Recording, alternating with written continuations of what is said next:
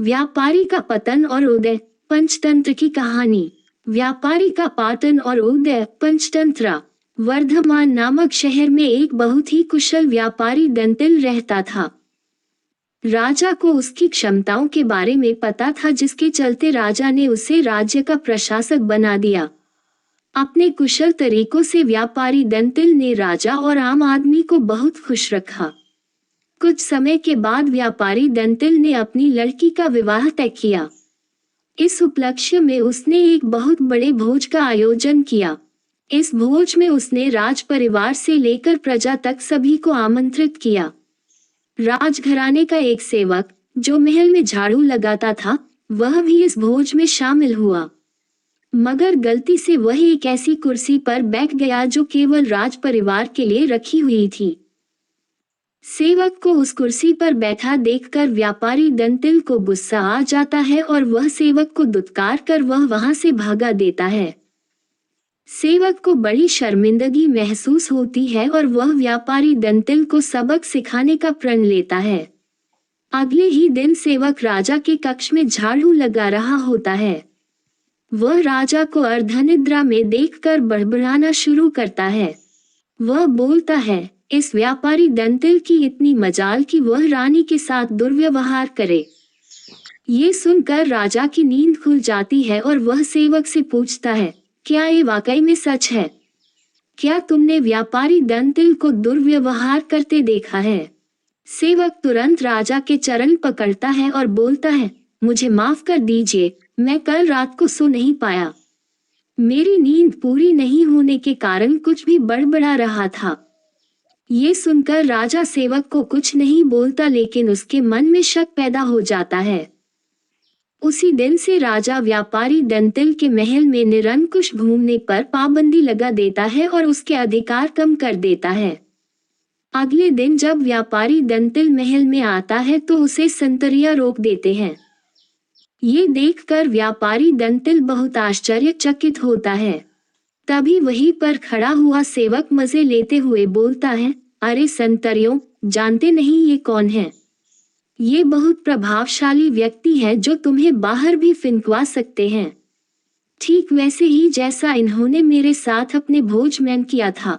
तनिक सावधान रहना। ये सुनते ही व्यापारी दंतिल को सारा माजरा समझ में आ जाता है। वह सेवक से माफी मांगता है और सेवक को अपने घर खाने पर बुलाता है। व्यापारी दंतिल सेवक की खूब आवभगत करता है। फिर वह बड़ी विनम्रता से भोज वाले दिन किए गए अपमान के लिए क्षमा मांगता है और बोलता है कि उसने जो भी किया गलत किया।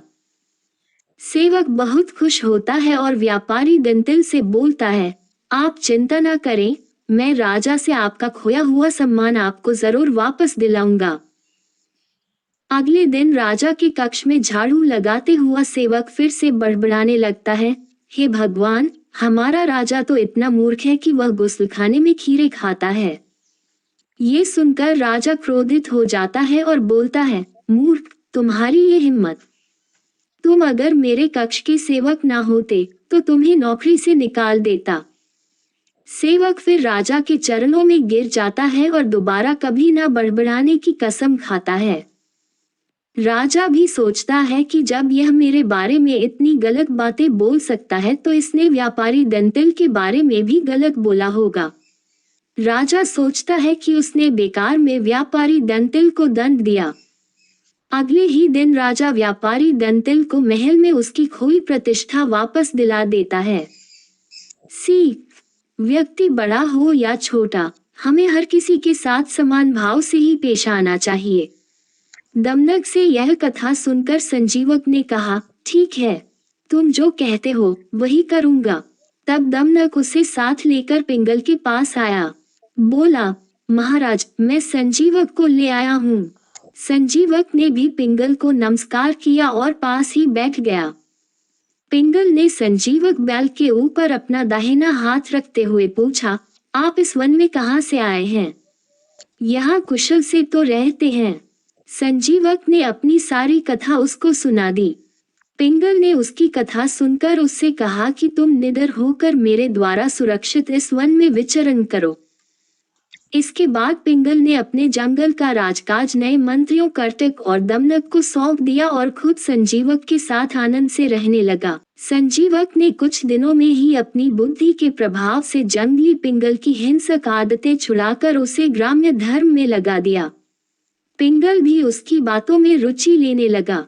उसकी हिंसा की वृत्ति समाप्त हो गई। वह अब हरिणों और दूसरे जानवरों को अपने नजदीक नहीं आने देता था। कर्तक और दमनक को भी दूर ही दूर रखता था। परिणाम ये हुआ कि सिंह के शिकार से बचे हुए भोजन से ही पेट भरने वाले छोटे छोटे जानवर भूख से व्याकुल हो गए। कर्तक, दमनक और दूसरे जानवर इस स्थिति पर चिंता करने लगे। वे सोचने लगे कि जब भगवान शंकर के गले में लिपटा हुआ सांप गणेश जी के वाहन चूहे को निगल जाना चाहता है, जब कार्तिकेय का वाहन मोर शंकर जी के सांप को खाना चाहता है, जब सांप को मारकर खाने वाले मोर को भी पार्वती का वाहन सिंह खाने की इच्छा रखता है, तब यह हिंसा का नाटक क्यों? दमनक ने कर्तक से कहा, अरे भाई, अब तो पिंगल और संजीवक में ऐसी प्रगाढ़ मित्रता हो गई है कि पिंगल हम लोगों से विमुख ही हो गया। हमारे कितने ही साथी भी भाग गए। हमें राजा को समझाना चाहिए। मंत्री का धर्म है कि वह ठीक समय पर राजा को समझाए। कर्तक ने कहा, तुमने ही तो यह आग लगाई है। तुम्ही ने इस घास चरने वाले जानवर को हमारे स्वामी का मित्र बनाया है। दमनक बोला, ये सच है। दोष तो मेरा ही है, पिंगल का नहीं। किंतु मैंने जैसे उनकी मित्रता कराई थी, वैसे ही अब उनकी मित्रता को भंग भी करा दूंगा। कर्तक ने कहा, लेकिन संजीवक बैल होने पर भी बड़ा बुद्धिमान प्राणी है। उधर सिंह पिंगल भी भयानक है। ये ठीक है कि तुम्हारी बुद्धि तेज है, फिर भी तुम इन दोनों को अब अलग करने में कैसे समर्थ हो पाओगे? दमनक ने कहा, भाई, असमर्थ होते हुए भी मैं समर्थ हूँ।